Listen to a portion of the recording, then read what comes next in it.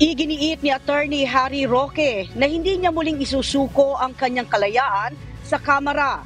Kasunod ito ng paglalabas ng arrest order ng House Quad Committee laban sa kanya matapos nitong hindi isumite ang mga hinihinging dokumento kaugnay sa kanyang ari-arian.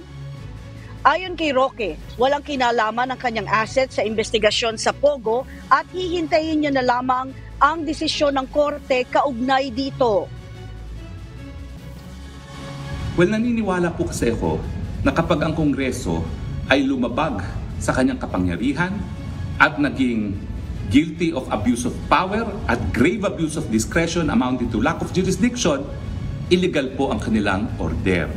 Kinikilala ko po na kinakailangan magkaroon ng desisyon sa Korte Suprema.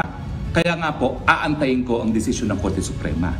Samantalang nag-aantay po ako, importante po ang aking kalayaan. Hindi ko po isusurrender muli ang aking kalayaan gaya ng nangyari nung una